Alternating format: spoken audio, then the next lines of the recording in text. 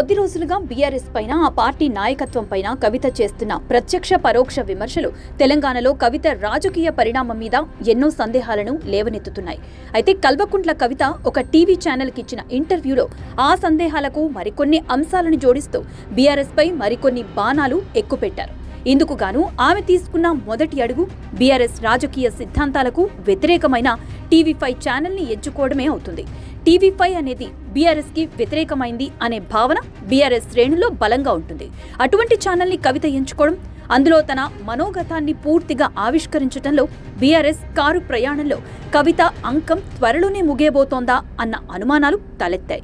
ఈ ఇంటర్వ్యూలో కవిత తనకు తన అన్న కేటీఆర్ కి మధ్య ఏర్పడిన గ్యాప్ పై స్పష్టత ఇచ్చారు. అలాగే తాను కేసీఆర్ ని తప్ప మరొకరిని నాయకుడిగా అంగీకరించేదే లేదు అంటూ కుండ బద్దలు కొట్టారు. ఇక భవిష్యత్తులో 10 ఏళ్లకో 15 ఏళ్లకో ముఖ్యమంత్రి అభ్యర్థిగా ఎదిగి తీరుతాను అంటూ కరాఖండిగా చెప్పారు.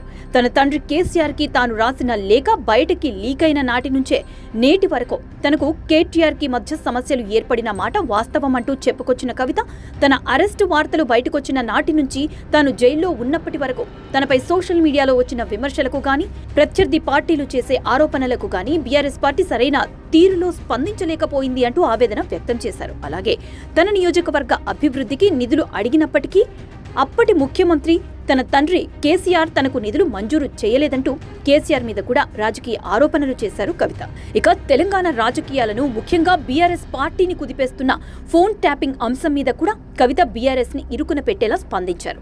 కవిత చేస్తున్న ఈ విమర్శలు బీఆర్ఎస్ పార్టీకి రాజకీయంగా నష్టాన్ని తేవడంతో పాటు ప్రత్యర్థి పార్టీ అయిన అధికార పక్షానికి ఆయుధంగా మారుతుంది.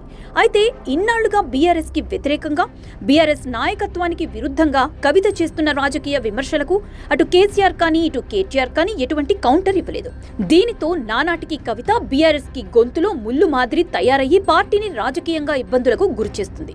ఈ కారణంగా కేసీఆర్ కవితను బీఆర్ఎస్ కారు దింపే ప్రయత్నం చేస్తారు అంటూ తెలంగాణ రాజకీయాల్లో ప్రచారం జరుగుతుంది. అయితే నాడు షర్మిల ఏబిఎన్తో ఇంటర్వ్యూ ద్వారా తన అన్న జగన్ కి తనకు ఏర్పడిన విభేదాలను స్పష్టం చేయగా, నేడు టీవీ5 ద్వారా కవిత తనకు తన అన్న కేటీఆర్ కి మధ్య ఏర్పడిన రాజకీయ ఆధిపత్యానికి క్లారిటీ ఇచ్చారు. నాడు షర్మిల వైసీపీతో తెగదెంపులు చేసుకుని జగన్ ఫ్యాన్ కింద నుంచి బయటకొచ్చారు.